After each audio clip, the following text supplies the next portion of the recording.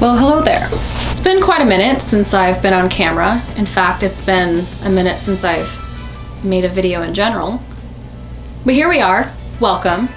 And today I'm gonna be showing the process of me redrawing this bad boy into that. Basically, when I was, how old was I? 2005. Anyway, when I was a young sprout, I drew myself as a fairy, or at least I think this was me. This is about how I used to draw myself back then. And I've been redrawing some things that I find in my collection of crappy drawings that I used to draw when I was a kid. And I was like, hey, I should redraw this one too. And in this video, I'm going to be showing the process of me coloring in and finishing the illustration, in addition to my mindset behind why I'm doing this project. To begin with, it should be noted that in this video I'm going to be talking a lot about using art as therapy, but I am by no means a professional of anything, let alone therapy, mental illness, or anything of the sort. This is just something that I'm doing personally that's benefiting me and sharing my experience. And honestly, there's nothing wrong with just drawing yourself as a fairy or redrawing things from your childhood. It's kind of satisfying in a way. So if you're interested in seeing that, keep watching. Voiceover me is gonna take over from here. So about a month or two ago, I could be wrong on that, I made this TikTok, which I'm not gonna play the audio for it because my video will get flagged. But basically the idea behind it was I was showing some drawings that I made when I was a kid versus what I made now. Kind of a draw this again hashtag challenge. Except that I didn't really have time in the TikTok to explain what the actual idea behind this project is, because it's more than just a draw this again. Although draw this agains are very good for, you know, showing one's progress as you're improving as an artist. But that's not really what this was about for me, although it does really show my progress and how I've improved over, you know, the past 15 years. And since I have a lot more time to kind of sit back and chill and talk to you guys about this project, I decided it would be best to make an actual full-length YouTube video about it. I did get approved to make 3-minute TikToks, but honestly, I feel like this is gonna take a lot longer than, you know, 3 minutes to explain. So let's get into that. But before we do that, I kind of wanted to take a moment to explain that I didn't exactly film the whole process of me drawing this drawing. It doesn't show the actual sketching process because the actual sketching process was pretty chaotic. This is just gonna show me coloring in the sketch and adding a background and such and such. I'm gonna list the supplies that I used down below. But if there's anything I missed, or if you have any questions, feel free to comment down below, and yeah, we'll chit chat, we'll talk about it. All right, so now is time for the actual meat of the video, where I'm actually explaining what this project is all about in terms of like why I'm doing this. Is it to show my progress? Yes and no. That's a great explanation. Let's move on. So in short, when I say in short, this is just the prelude to me rambling on for a really long time. I kind of stagnated as an artist, especially in 2020, which I feel like a lot of people can relate to. 2020 was kind of a dumpster fire for the whole planet, and certain things kind of hit me in the face like a lead brick, and I really needed to reset myself creatively. I had just come out of a creative project, which if you want to see my sketchbook tour of my first fully finished cover to cover sketchbook, I'll put that in the wherever that goes. But basically what happened was, after I finished my dream sketchbook, I tried to do the same exact thing with another sketchbook. I thought I could just jump right back in. I thought I was cured of my creative dry spout. Is that a thing? Dry, I can't think of words. Anyway, I thought I was cured and I could fill sketchbooks now, cover to cover. Hallelujah, I am creative now. But that wasn't the case. I started my new sketchbook and then I struggled to create for all of 2020. Like, I feel like there was a good 10 months where I didn't draw a single thing, not one, not even a doodle, not even a scribble. So I knew that I really needed to shift gears and refocus my creative passions, or what do you call it? I don't know. I needed to change, basically, is what I'm trying to say. And up until recently, I was struggle busing it. I was continuing my sketchbook, trying to put more stuff in it. And I was doing okay, little things here and there, pitter patters, little scribbles, but nothing really substantial. I wasn't really loving anything I was making. I was struggling for content, and most of the things I was posting on Instagram were old drawings from 2020, from before my little decline into insanity. So I needed something new to really inject creativity back into my brain. And honestly, I think the thing that really made the Dream Sketchbook so, I don't know, like special for me was that it was more than just filling a sketchbook. There was something meaningful behind it, and I was kind of using it as therapy, which I'm gonna get into here. Like, I needed my art to help me in some way. It couldn't just be me randomly drawing in a sketchbook. It really needed to have an end goal or something that it was helping me accomplish or realize or do. And honestly, the Dream Sketchbook really was therapy for me. It was more than just filling that sketchbook, but it helped me kind of work out a lot of doubts and insecurities that I didn't talk about in my sketchbook tour because it was a bit much and it's a bit personal. I don't want to go too much into it.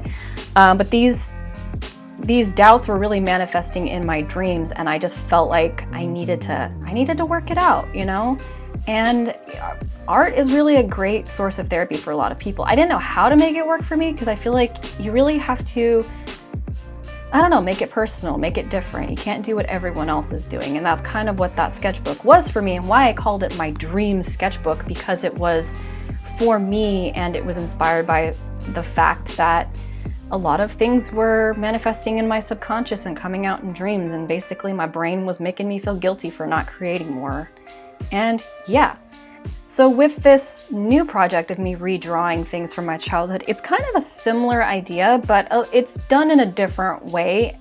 So don't worry, I'm gonna explain. It's a little bit complicated, it's a little bit weird, but I'm gonna explain it. It's gonna make perfect sense. Basically, by redrawing and reimagining some of these drawings from my childhood / pre-pubescent times, it's kind of a way for me to hang out with my inner child and express what she wanted to express but couldn't, and kind of reassure her that she's gonna turn out just fine. And it's not exactly time travel, but really I was kind of using this as a mental exercise to imagine myself drawing with kid me and being an example and being the kind of adult that she needed and didn't have at the time. Kind of, in a way, making these drawings, redrawing the things that I wished I could have drawn better back then. It's kind of a love letter to my past self, my inner child, my little minion. This little kid inside of me who grew up with so much anxiety, fear, and insecurity. By the way, if you hear me cracking jokes and kind of making funny voices while doing this, I'm not making light of the situation or about therapy or trauma. This is me just working out my nervousness because I've never made a voiceover before, and it's kind of weird and awkward, and so sometimes I'm gonna be a bit weird, just so you know. Anyway, yeah, so doing this project is kind of helping me work out those fears and insecurities, because even though I grew up, that me is still very much still around deep down in my subconscious, which is why I still have fear and anxiety-based dreams about my childhood bedroom and, being back there and trying to draw and not being able to draw. And generally just feeling really trash about myself, which, happens in my waking life, but then the fact that I'm seeing myself in that timeline, in that, I don't know, I can't think of words. But anyway, seeing myself during that time, having those same issues, it really speaks to me. And sometimes, I don't know if I mentioned this in my sketchbook tour video, but in a lot of these dreams, instead of drawing, I'll be cleaning out my room and I'll find a sketchbook, which I know is mine, but I don't recognize it, and I don't recognize any of the drawings, and they're all like freaking amazing drawings with like backgrounds, perfectly rendered anatomy, and they're amazing. And I don't know, I in those dreams I have no idea how I made those, and I kind of feel like, why can't I do that right now? What's wrong with me? Why can't these things are in my head? Why can't I get them out? You know what I mean? And when I was doing my dream sketchbook, it was a way for me to finally work out those fears and insecurities about whether or not I could create things that are in my imagination. And in a way, this is kind of the sequel to that.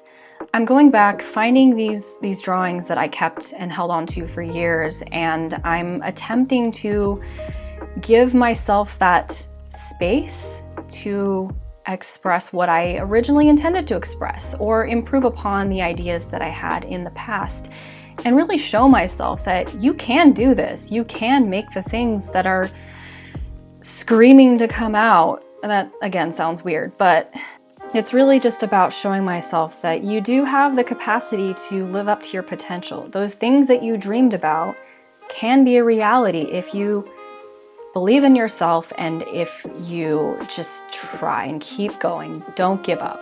That's really the message I'm trying to tell myself deep down. And I'm hoping that, you know, this is really, I don't know, it's therapy. It's really therapy. You know, everybody talks about, you know, healing your inner child. This is the kind of the way that I'm doing it, is showing my inner child that you can do it. It's possible. Don't hold yourself back by saying, I can't. You can do it.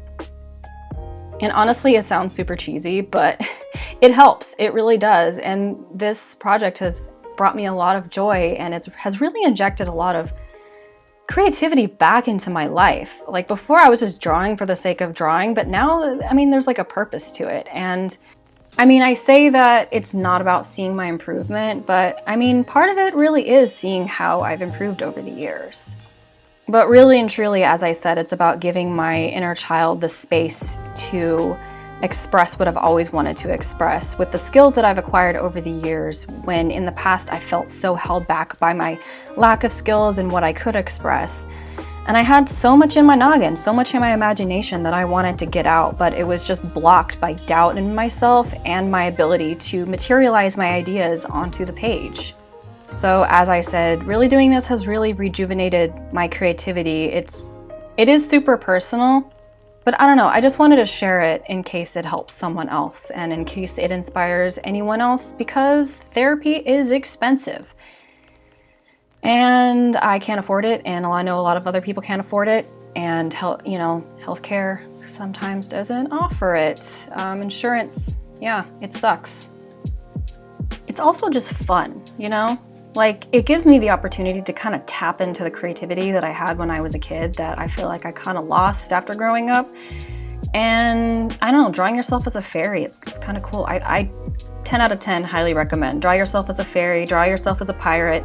All the things that you used to do when you were a kid, you know, playing pretend. I recommend it. It's very fun. I feel like as we grow up, we kind of lose a lot of that. You know, we used to imagine that we lived in kingdoms and we were knights and fairies, and I don't know. So yeah, I mean, it beats the heck out of just constantly doing still life and just boring old observation drawings. I mean, nothing wrong with that. That helps build your skill. It is a good bare necessity to have and to do. But yeah, sometimes you just gotta break things up and draw yourself as a mythical creature or as a fairy tale character. It's pretty fun. And it's more than just like you draw a fairy tale character, but drawing yourself as a fairy tale character, I mean, you can't beat that. You can't. Why did I say that so weird? So yeah, if you watch this and you were inspired in some way to either go back and redraw some drawings from your childhood, definitely tag me on Instagram. I'll put my handle up. It'll be at the end of the video as well, but I'll just put my socials up on the screen right now. Tag me or at me, and yeah, it'll be fun to see what people create. Or if you don't have any drawings from your childhood, you know, not everybody keeps those, just draw yourself as whatever the heck you want to draw yourself as, whatever you wanted to be, whatever you imagined yourself as a kid. yeah, whatever sparks joy or creativity, just do that, and then tag me and let me know that you saw my video and that it inspired you in some way. That would be super awesome, honestly. I feel like no one ever watches these videos because, you know, the self-doubt just creeps in, and I see 50 views after, you know, spending 50 hours on a video like this, and I'm like, gee whiz. But even if I have like 50 views, but I get one @ on Instagram telling me that they watched my video and they were inspired, I mean, that's gonna make my day. That's gonna be amazing. So definitely do that. Also, I just want to point out that I realized that some of these shots, I kind of cover the drawing up with my hand. I'm still kind of new to this. I didn't realize until I was editing, and I'm like, ah, crap. I really got to learn to like position my hand better. But it's hard. It's hard to get into drawing and making it look good, and also making the shot look nice to where people can actually see what you're doing. I'm at least happy that I didn't cover it with my big old noggin, because that happened in a previous video that I had to scrap because I couldn't see any of the drawing process, which was fun for me.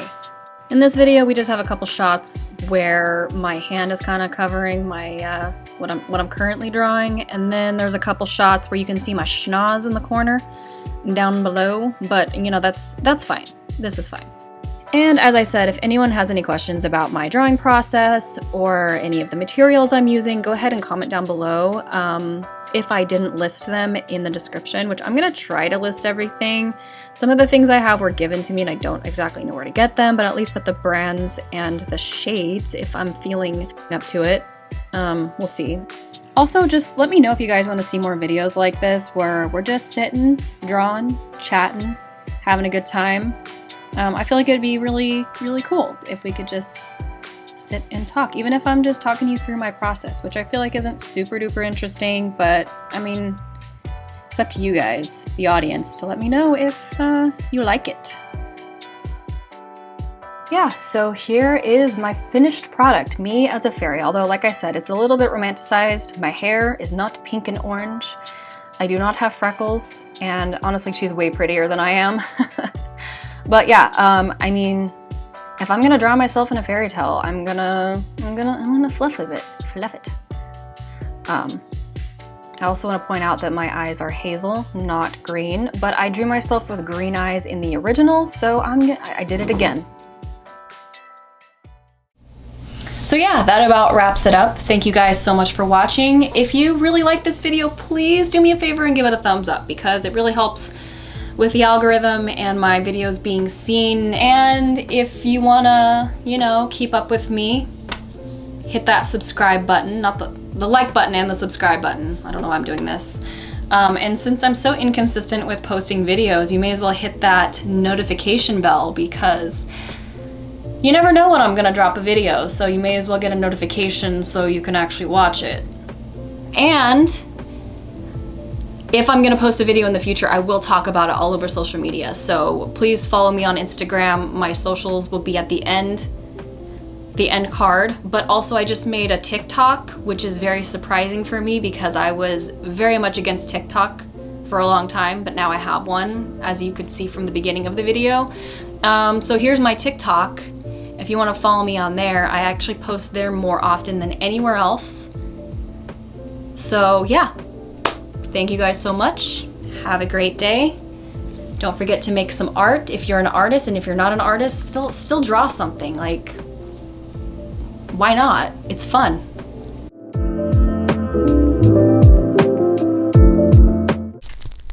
Oh look, she's got a post-credit scene.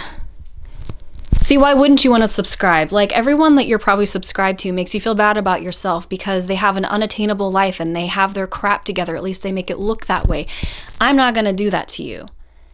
I am very much a chaotic person. My office is a mess behind there. I wear questionable outfits to the grocery store. I am very inconsistent about posting on social media. So, if anything, I'm relatable, and I should just be your kooky art friend. Putting in my application right now.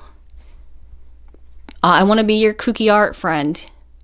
And if you want to accept my application, all you got to do is hit subscribe, because that's how this works on the internet.